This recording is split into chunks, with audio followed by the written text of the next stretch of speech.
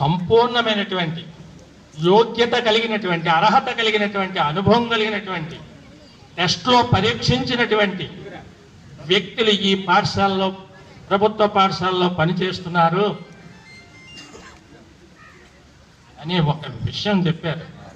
కానీ మన పిల్లల్ని లక్షల ఖర్చు పెట్టి, నా మనవల్ని, నా మనవరాల్ని సంవత్సరానికి 1,00,000 ఖర్చు పెట్టి ఒక్కొక్కరికి రాజమండ్రిలో చదివిస్తున్నానండి. కారణం ఏంటంటే నేను ఒక్క ముఖం బాబు, హలో, ఇండియాలో కాశ్మీర్ అంతర్భాగము సభలో క్రమశిక్షణ అంతర్భాగం. అది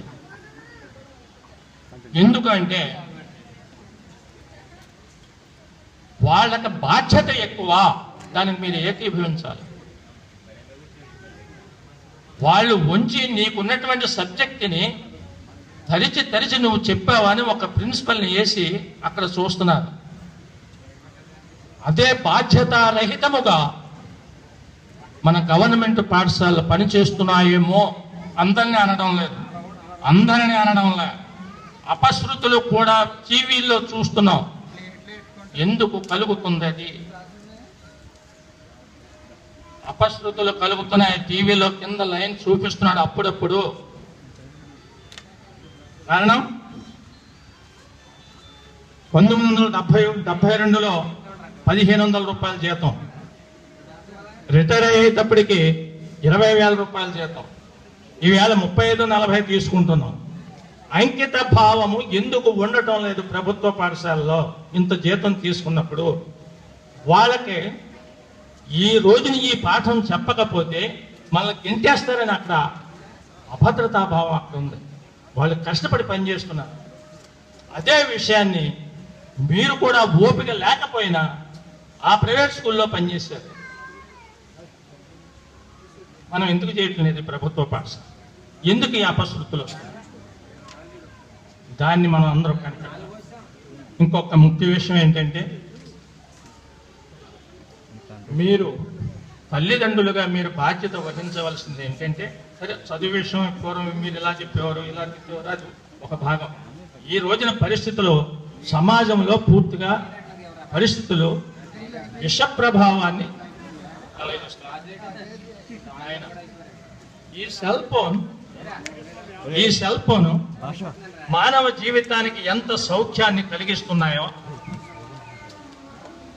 ఈ సెల్ ఫోను మానవ జీవితానికి ఎంత సౌఖ్యాన్ని కలిగిస్తున్నాయో అంత ప్రమాదాన్ని తెచ్చిపెడుతున్నాయి. అవునా కాదా? ఫేస్బుక్లో ఇలా ఇంటికి వస్తుంది, వాడు ఇంటికి వస్తున్నాడు, రాత్రి 11 గంటల వరకు వాడు టీవీ చూస్తాడు, లేకపోతే అదేంటో బొమ్మ ఇలాగలా గీగుతుంటాడు. దాన్ని ఆ పిల్లల్ని కంట్రోల్ చేయలేనటువంటి పరిస్థితుల్లో ఈవేళ తల్లిదండ్రులు ఉన్నారు. టీవీ కట్టేరంటే వాడు ఏం చేస్తాడో, ఆ ఫేస్బుక్ నీకు ఎందుకురా, సెల్ ఎందుకురా అంటే వాడు ఏం చేస్తాడో. ఇదే క్రమశిక్షణ పాఠశాలకు వెళ్ళేసరికి ఉపాధ్యాయులకి పీకన పట్టుకుంటుంది.